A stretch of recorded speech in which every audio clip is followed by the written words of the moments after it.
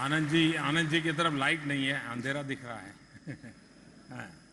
रोशनी आपसे आ रही है प्रधानमंत्री जी। वाह वाह वाह।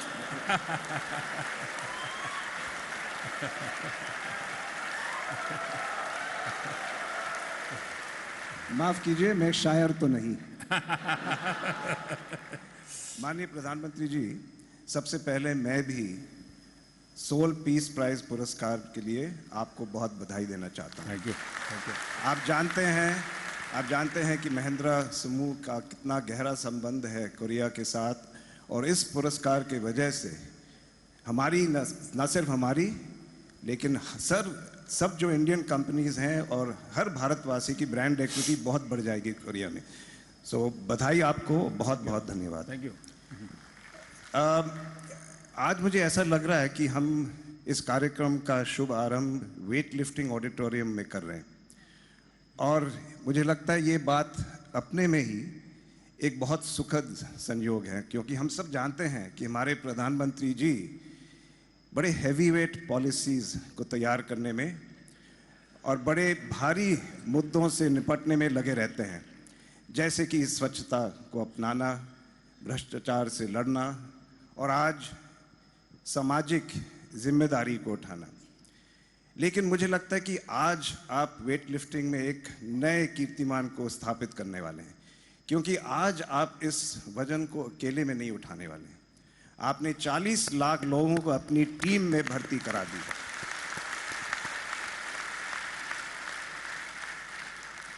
मैं आपको आश्वासन देना चाहता हूं कि महिंद्रा जो फौजी हैं, हम सब बड़े उमंग और उत्साह के साथ इस अभियान के साथ हैं। अब जो हमारे महिंद्रा समूह में होता है, अभी तेजस्वी ने बहुत विस्तार से बता दिया है, तो मैं संक्षेप में कह देता हूं कि हमारा एक कार्यक्रम है एम्प्लॉई सोशल ऑप्शंस। तो जब हम ईसॉप्स की बात करते हैं तो हम एम्प्लॉई स्टॉक ऑप्शंस पे नहीं, लेकिन सोशल ऑप्शंस पे ज़्यादा ध्यान देते हैं। और मैं आज आपको वादा देता हूं कि उस कार्यक्रम जो है वो आज से हम सेल्फ फॉर सोसाइटी के प्लेटफॉर्म से जुड़ जाएंगे, वो आपसे वादा है। प्रधानमंत्री, मेरा एक सवाल है, और वो है कि यहाँ 2000 युवा साथियों बैठे हैं, लाखों और देख रहे हैं इस कार्यक्रम को। वो सब टेकी हैं, उन सब में एक अपेक्षा है कि कभी ना कभी एक दिन मेरा खुद का बिजनेस भी मैं बसा लूं। तो हमें कैसा प्रोत्साहन करना चाहिए उनका कि वो जब बिजनेस शुरू करें, कंपनी शुरू करें, वो एक सोशल स्टार्टअप हो। How do we give them encouragement that whatever they do, whether it's a new social startup or individual social responsibility, how can they synergize with state, local and central governments to multiply their efforts? Thank you. धन्यवाद जी। धन्यवाद आनंद जी। आनंद जी ने एक सही बात कही कि south Korea में ये जो सम्मान प्राप्त हुआ है, इसको किसी व्यक्ति का संबंध मैं बहुत कम जोड़ता हूं, लेकिन इसके कारण देश की एक ऐसी पहचान बनती है जो उस देशवासियों के दिल में जगह बना लेती है। और साउथ कोरिया बहुत तेज गति से अपने जीवन को, उसने आर्थिक जीवन को, सामाजिक जीवन को बदलने वाले, जो कम समय में बहुत बड़ा परिवर्तन लाने वाले दुनिया के देश हैं, उसमें एक साउथ कोरिया है। लेकिन बहुत सालों से हमारा उनका जो आर्थिक कारोबार वगैरह रहा है, एक सीमा में रहा है, लेकिन ये एक अपने आप में घटना बहुत बड़ी होगी।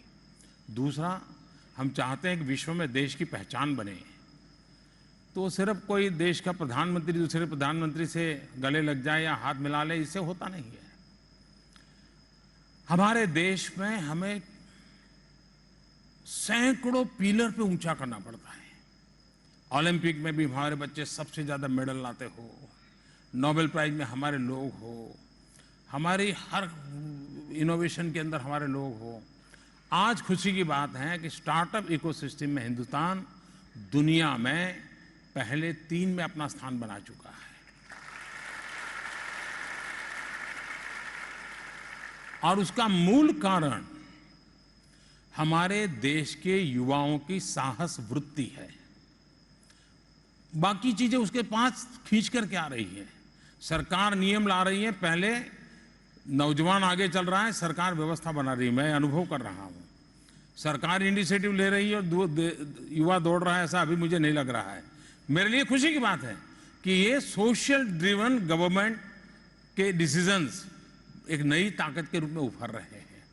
सोशल स्टार्टअप मैं देख रहा हूं कि एक बहुत बड़ा वर्ग, मैंने कई बड़े बड़े सरकार के अधिकारियों को पूछता हूं बच्चे क्या कर रहे हैं, क्योंकि पहले ऐसा लगता था बाबू है तो बाबू का बेटा बाबू बनेगा, लेकिन कहता नहीं भाई वो तो कहता है मैं तो स्टार्टअप करूंगा। और आज एक स्टार्टअप का मूड बना हुआ है, छोटा सा ही क्यों ना हो स्टार्टअप का। सोशल स्टार्टअप के लिए हमारे देश में बहुत बड़ा अवकाश है जी, और ये चीज हिंदुस्तान में नई नहीं है।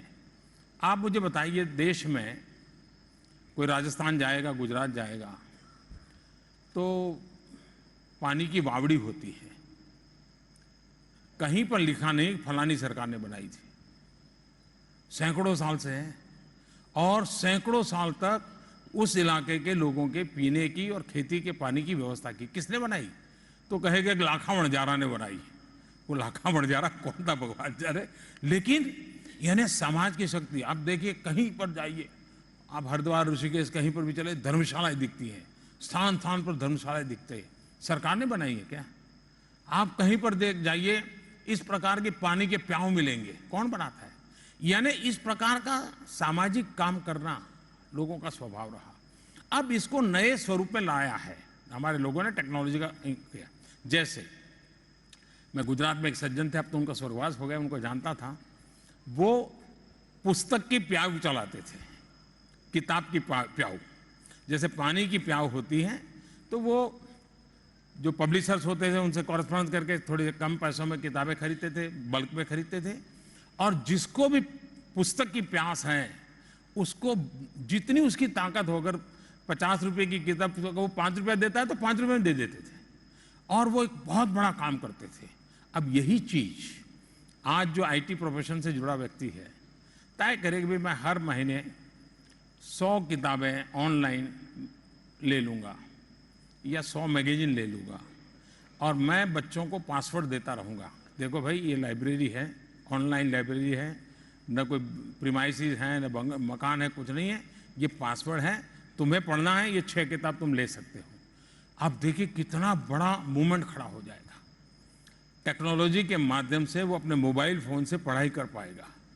हमने सोचा भी नहीं होगा कि मैं, अगर मुझे किताबें खरीद के किसी को डोनेट करनी है तो मेरे पास उतना पैसा नहीं है, लेकिन मैं एक ऐसी व्यवस्था खड़ी कर देता हूँ टेक्नोलॉजी के माध्यम से, मैं बहुत कर सकता हूँ। इन दिनों सोशल स्टार्टअप से जुड़े हुए लोग टेक्नोलॉजी इंटरवेंशन देने के लिए, चीज़ों का सामाजिक उपयोग के लिए काम कर रहे हैं, बहुत बड़े। अब जैसे हमारे सामने चुनौती है ऑयल इंपोर्ट की। हमें देश को अगर अपने पैरों पर खड़ा रहना है तो हमको ऑयल अगर नहीं है तो हम कहाँ से निकालेंगे, हमको लाना पड़ेगा। लेकिन हम इलेक्ट्रिक व्हीकल पर जा सकते हैं। अब हमारे ये जो सोशल एंटरप्रेन्योर है वो एक मिशन मोड में low cost, affordable, easily chargeable battery के साथ अगर एक मॉडल लेकर के आते हैं, मैं मानता हूं वो बिजनेस मॉडल से ज़्यादा वो एक सोशल स्टार्टअप का मॉडल बन जाएगा। और इसलिए हम व्यापार को भी आवश्यकताओं के साथ जोड़ करके कैसे करें। अब हमारे मछुआरे भाई बहन हैं, हमारा देश मत्स्य उद्योग में काफ़ी अच्छा एक्सपोर्ट कर सकता है, बहुत पोटेंशियल है, लेकिन उसके पास जो उपलब्ध साधन है वो बहुत महंगे और बड़े हैं। सरकार इन्वेस्टमेंट करती है और उससे जो व्यवस्थाएं खड़ी होती है उस गति से हो रही है। लेकिन अगर इन्हीं चीज़ों को बनाने में हमारे जो सोशल स्टार्टअप वाले लड़के हैं सिर्फ फिशरमैन की ज़िंदगी को ही पकड़ें कि वो उसकी नेट, ड्यूरेबल नेट कैसे बने, उसमें क्या इंटरवेंशन की ज़रूरत है, उसका नाव गति ज़्यादा पकड़े, डीजल कम खाए, फिर भी जाकर के आ जाए। सोलार सिस्टम से नाव चल सकती है क्या? सोलार और डीजल हाइब्रिड सिस्टम से कर सकती हैं क्या? हमारा मछुआरा कम पैसे खर्च कर करके भी अच्छा ज़्यादा मात्रा में ले जा सकता है। उसकी नाव के भी अंदर ही सोलार सिस्टम चलने वाला अगर मैं कोल्ड स्टोरेज बना देता हूँ छोटा सा, तो उसकी मछली अगर वो 2 दिन भी अगर समंदर में रह गया तो खराब नहीं होगी और किनारे पर आकर के बेचा। यानी इतनी चीज़ें हो सकती है जी। उसी प्रकार से आपने देखा होगा, ये अक्षय पात्र क्या है? अब तो देश में काफी लोग परिचित हैं। अक्षय पात्र एक प्रकार का सोशल स्टार्टअप वैसे बहुत बड़ा मूवमेंट खड़ा हो गया है कि जो स्कूल के बच्चों को गर्म खाना पहुंचाते हैं। तो इस प्रकार से कई चीजें हैं।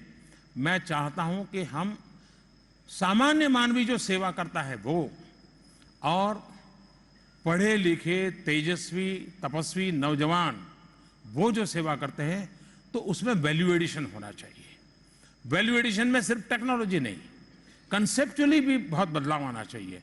और मैं इस पीढ़ी के साथ आज जो बात कर रहा हूं, देश भर में इतने लाखों लोगों से बात कर रहा हूं, उसमें अधिकतम वो लोग हैं जिनके अंदर वो विधा है, वो एक ही चीज को नए तरीके से कर करके उत्तम परिणाम देने का सामर्थ्य रखते हैं और स्टार्टअप के रूप में उसको इंट्रोड्यूस कर सकते हैं।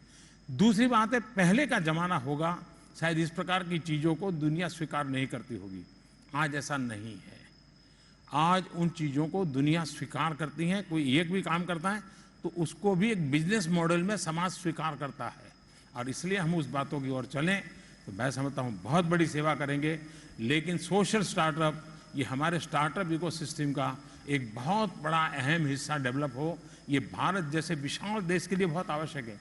अब आप देखिए, हमारे देश में टूरिज्म हमें बढ़ाना है। सोशल स्टार्टअप वाला नौजवान आर्टिफिशियल इंटेलिजेंस से अगर मानो परिचित है, वो आर्टिफिशियल इंटेलिजेंस का वो काम खड़ा करे कि हिंदुस्तान का कोई नागरिक अगर तमिलनाडु गया, उसको तमिल भाषा आती नहीं है, लेकिन मोबाइल फोन है, आर्टिफिशियल इंटेलिजेंस उपयोग करते हुए वो एक वाक्य बोलेगा, वही तमिल में ट्रांसलेट होगा, और जिससे पूछेगा वो बताएगा अस्पताल कहाँ है, बस कहाँ मिलेगी, खाना कहाँ मिलेगा। मुझे बताइए, ये सोशल स्टार्टअप है कि नहीं है?